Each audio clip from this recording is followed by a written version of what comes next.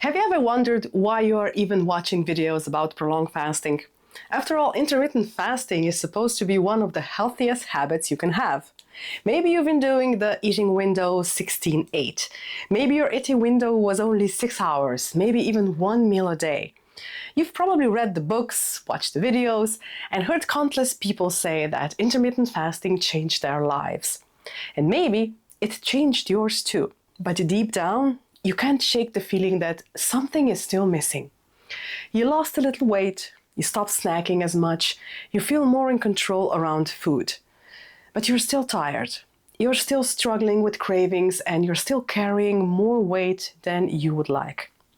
Or maybe a health issue still hasn't improved. A part of you is wondering, if intermittent fasting is so good, why am I looking for something more?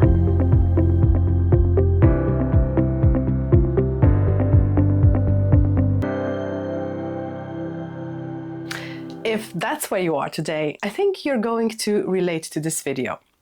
The difficult thing about intermittent fasting is that it usually works just enough. It improves your health enough that you don't want to stop, but sometimes not enough to get you where you truly want to go. Months go by, sometimes years. You keep adjusting to your eating window, trying another variation, skipping breakfast more consistently, and being stricter, wondering if you simply need more discipline. Meanwhile, your health stays about the same. The scale barely moves and your energy still comes and goes. The inflammation is still there. You start wondering if this is simply what getting older feels like. Or maybe your metabolism is broken and a quiet thought starts creeping in. This is just who you are now. And because intermittent fasting has helped a little, you never stop to ask whether you are simply using the wrong tool for the job. I understand that feeling because I've had a very unusual journey with fasting. I actually started with prolonged fasting when I was 18 years old. That first 21-day fast changed my life. After that, prolonged fasting became something I returned to regularly, usually once a year.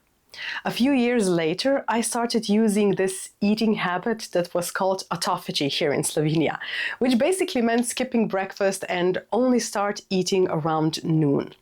It was years later that I discovered it surfaced as a new trend called intermittent fasting.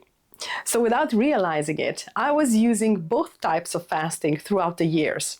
I didn't only focus on intermittent fasting, I was using it between the prolonged fasts. That means I've spent nearly 30 years experiencing both. I've seen exactly what intermittent fasting does well. And I've also seen where prolonged fastings go much further. And that perspective completely changed how I think about fasting. Here's what I eventually realized. Intermittent fasting isn't failing you. It may simply be solving a different problem. Think about it this way. If your house gets dusty, a vacuum cleaner is exactly the right tool. But if your house has never seen a deep clean, vacuuming every day won't suddenly clean behind the furniture, wash the windows, or scrub the floors. It's still the right tool, just not for that job. Now, I believe fasting works the same way. Intermittent fasting is one of the best tools I found for maintaining good health. It's sustainable, it fits into everyday life, it helps control appetite, and it helps many people maintain their weight, including mine. But prolonged fasting serves a different purpose. It's a reset. Once I understood that these weren't competing methods, but different tools for different jobs, everything finally made sense. So what should you do if you are beginning to wonder whether intermittent fasting isn't enough? What should you do if you're beginning to wonder whether intermittent fasting is enough? Now, don't assume you need to jump into a 21-day fast. Instead, ask yourself one simple question. What problem am I actually trying to solve? Now, if intermittent fasting is helping you maintain your health and you feel great, keep doing it. But if you've reached a plateau, if you've been hoping for improvements that never seem to come, maybe it's time to start learning about prolonged fasting. Now, not necessarily to do it tomorrow, but just to understand it. Learn who it is for, who shouldn't do it, how to prepare safely, and what changes people experience. The more you understand, the better decisions you will make. And that's one of the reasons why I created my free Skool community, Fasting with Anne. It's a place for people who are curious about prolonged fasting, to learn, to ask questions, share experiences, and prepare properly before making any decisions. If that sounds helpful, I'd love to welcome you there. The link is in the description below. So what happens if you never ask whether there's another tool that fits your goals better? Probably nothing dramatic. Life simply stays the same. 6 months from now, you'll still be experimenting with eating windows. You'll still be wondering why your progress has stalled. You'll still be searching for that next trick. But imagine a different 6 months. Imagine finally understanding your body instead of fighting it. Imagine knowing why you're fasting instead of simply copying what everyone else is doing. Imagine having stable energy, more confidence, less time thinking about food, feeling like you're moving forward again instead of standing still. That doesn't happen because one fasting method is magically better than another. It happens because you finally match the right tool to the right goal. And that can change everything.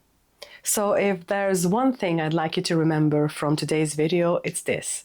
Intermittent fasting isn't the wrong tool. It just isn't the complete solution for every problem. I would genuinely love to hear a story. Think back to the moment you realized intermittent fasting wasn't giving you what you hoped it would anymore. What were you hoping it would improve, and what made you start looking beyond intermittent fasting? Now, I read every single comment because your experiences help me understand what people are really struggling with, and they inspire many of these videos I make. And if you'd like to keep learning about prolonged fasting in a supportive community, I'd love to see you inside Fasting with Anne. It's completely free, and you'll find the link in the description. I'll see you in the next video.